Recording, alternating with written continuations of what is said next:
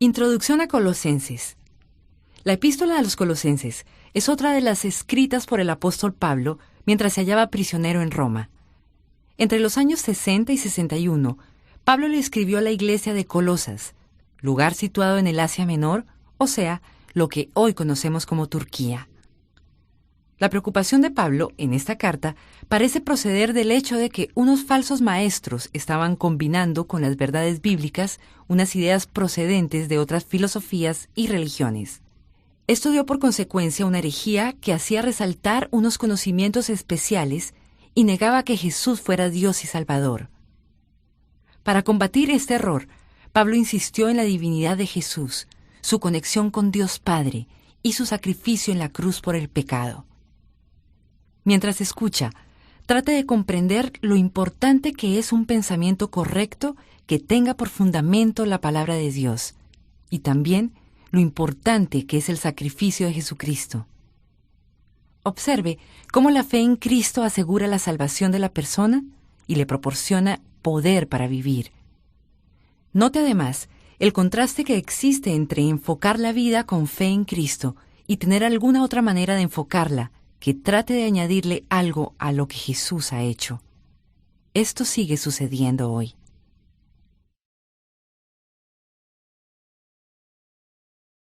Carta a los Colosenses, capítulo 1. Pablo, apóstol de Cristo Jesús por la voluntad de Dios, y el hermano Timoteo, a los santos y fieles hermanos en Cristo que están en Colosas, que Dios nuestro Padre les conceda gracia y paz. Siempre que oramos por ustedes, damos gracias a Dios, el Padre de nuestro Señor Jesucristo, pues hemos recibido noticias de su fe en Cristo Jesús y del amor que tienen por todos los santos a causa de la esperanza reservada para ustedes en el cielo. De esta esperanza ya han sabido por la palabra de verdad, que es el Evangelio que ha llegado hasta ustedes. Este Evangelio está dando fruto y creciendo en todo el mundo, como también ha sucedido entre ustedes desde el día en que supieron de la gracia de Dios y la comprendieron plenamente. Así lo aprendieron de Epafras, nuestro querido colaborador y fiel servidor de Cristo, para el bien de ustedes. Fue él quien nos contó del amor que tienen en el Espíritu. Por eso, desde el día en que lo supimos, no hemos dejado de orar por ustedes. Pedimos que Dios les haga conocer plenamente su voluntad con toda sabiduría y comprensión espiritual, para que vivan de manera digna del Señor, agradándole en todo. Esto implica dar fruto en toda buena obra, crecer en el conocimiento de Dios y ser fortalecidos en todo sentido con su glorioso poder. Así perseverarán con paciencia en toda situación, dando gracias con alegría al Padre. Él los ha facultado para participar de la herencia de los santos en el reino de la luz. Él nos libró del dominio de la oscuridad y nos trasladó al reino de su amado Hijo, en quien tenemos redención, el perdón de pecados. Él es la imagen del Dios invisible, el primogénito de toda creación, porque por medio de él fueron creadas todas las cosas, en el cielo y en la tierra, visibles e invisibles, sean tronos, poderes, principados o autoridades. Todo ha sido creado por medio de él y para él. Él es anterior a todas las cosas, que por medio de él forman un todo coherente. Él es la cabeza del cuerpo que es la iglesia. Él es el principio, el primogénito de la resurrección, para ser en todo el primero, porque a Dios le agradó habitar en él con toda su plenitud, y por medio de él reconciliar consigo todas las cosas, tanto las que están en la tierra como las que están en el cielo, haciendo la paz mediante la sangre que derramó en la cruz. En otro tiempo ustedes, por su actitud y sus malas acciones, estaban alejados de Dios y eran sus enemigos. Pero ahora Dios, a fin de presentar los santos, intachables e irreprochables delante de él, los ha reconciliado en el cuerpo mortal de Cristo mediante su muerte, con tal de que se mantengan firmes en la fe, bien cimentados y estables, sin abandonar la esperanza que ofrece el Evangelio. Este es el Evangelio que ustedes oyeron y que ha sido proclamado en toda la creación debajo del cielo, y del que yo, Pablo, he llegado a ser servidor. Ahora me alegro en medio de mis sufrimientos por ustedes, y voy completando en mí mismo lo que falta de las aflicciones de Cristo, en favor de su cuerpo, que es la Iglesia. De esta llegué a ser servidor según el plan que Dios me encomendó para ustedes, el dar cumplimiento a la palabra de Dios, anunciando el misterio que se ha mantenido oculto por siglos y generaciones, pero que ahora se ha manifestado a sus santos.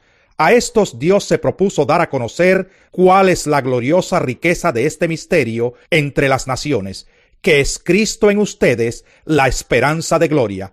A este Cristo proclamamos, aconsejando y enseñando con toda sabiduría a todos los seres humanos, para presentarlos a todos perfectos en Él. Con este fin trabajo y lucho fortalecido por el poder de Cristo que obra en mí.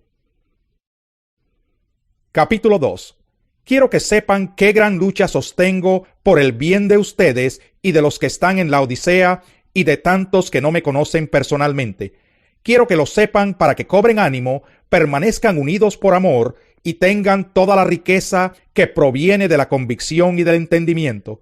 Así conocerán el misterio de Dios, es decir, a Cristo, en quien están escondidos todos los tesoros de la sabiduría y del conocimiento. Les digo esto para que nadie los engañe con argumentos capciosos.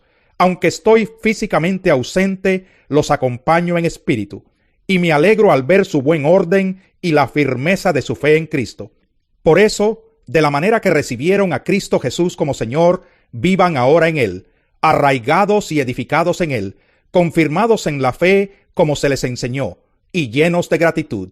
Cuídense de que nadie los cautive con la vana y engañosa filosofía que sigue tradiciones humanas, la que va de acuerdo con los principios de este mundo y no conforme a Cristo. Toda la plenitud de la divinidad habita en forma corporal en Cristo, y en Él, que es la cabeza de todo poder y autoridad, ustedes han recibido esa plenitud. Además, en Él fueron circuncidados no por mano humana, sino con la circuncisión que consiste en despojarse del cuerpo pecaminoso. Esta circuncisión la efectuó Cristo. Ustedes la recibieron al ser sepultados con Él en el bautismo.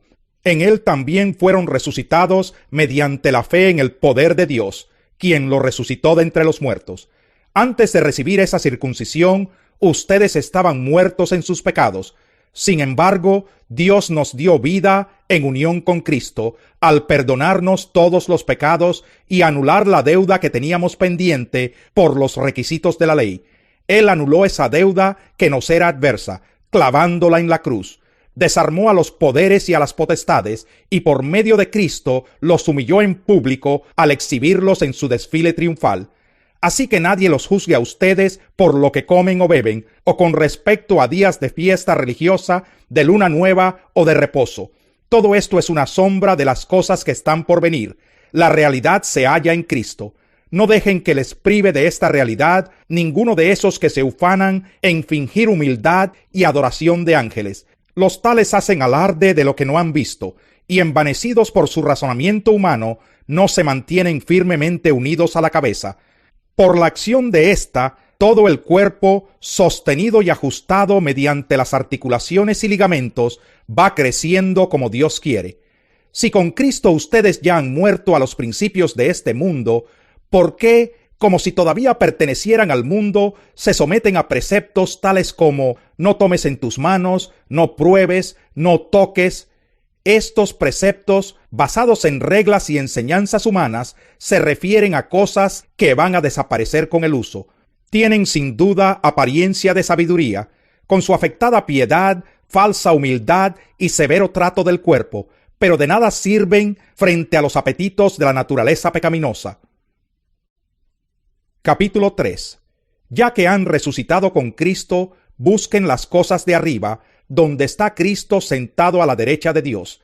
Concentren su atención en las cosas de arriba, no en las de la tierra, pues ustedes han muerto y su vida está escondida con Cristo en Dios. Cuando Cristo, que es la vida de ustedes, se manifieste, entonces también ustedes serán manifestados con Él en gloria. Por tanto, hagan morir todo lo que es propio de la naturaleza terrenal: inmoralidad sexual, impureza, bajas pasiones, malos deseos y avaricia, la cual es idolatría. Por estas cosas viene el castigo de Dios. Ustedes las practicaron en otro tiempo, cuando vivían en ellas. Pero ahora abandonen también todo esto: enojo, ira, malicia, calumnia y lenguaje obsceno. Dejen de mentirse unos a otros ahora que se han quitado el ropaje de la vieja naturaleza con sus vicios y se han puesto el de la nueva naturaleza, que se va renovando en conocimiento a imagen de su Creador. En esta nueva naturaleza no hay griego ni judío, circunciso ni incircunciso, culto ni inculto, esclavo ni libre, sino que Cristo es todo y está en todos. Por lo tanto, como escogidos de Dios, santos y amados, revístanse de afecto entrañable y de bondad, humildad, amabilidad y paciencia, de modo que se toleren unos a otros y se perdonen si alguno tiene queja contra otro. Así como el Señor los perdonó, perdonen también ustedes. Por encima de todo, vístanse de amor, que es el vínculo perfecto. Que gobierne en sus corazones la paz de Cristo, a la cual fueron llamados en un solo cuerpo. Y sean agradecidos, que habite en ustedes la palabra de Cristo con toda su riqueza. Instrúyanse y aconséjense unos a otros con toda sabiduría. Canten salmos, himnos y canciones espirituales a Dios con gratitud de corazón. Y todo lo que hagan, de palabra o de obra, háganlo en el nombre del Señor Jesús, dando gracias a Dios el Padre por medio de él. Esposas, sométanse a sus esposos como conviene en el Señor. Esposos, amen a sus esposas y no sean duros con ellas. Hijos, obedezcan a sus padres en todo, porque esto agrada al Señor. Padres, no exasperen a sus hijos, no sea que se desanimen. Esclavos, obedezcan en todo a sus amos terrenales, no solo cuando ellos los estén mirando, como si ustedes quisieran ganarse el favor humano, sino con integridad de corazón y por respeto al Señor. Hagan lo que hagan, trabajen de buena gana, como para el Señor y no como para nadie en este mundo, conscientes de que el Señor los recompensará con la herencia. Ustedes sirven a Cristo el Señor. El que hace el mal pagará por su propia maldad, y en esto no hay favoritismos. Capítulo 4.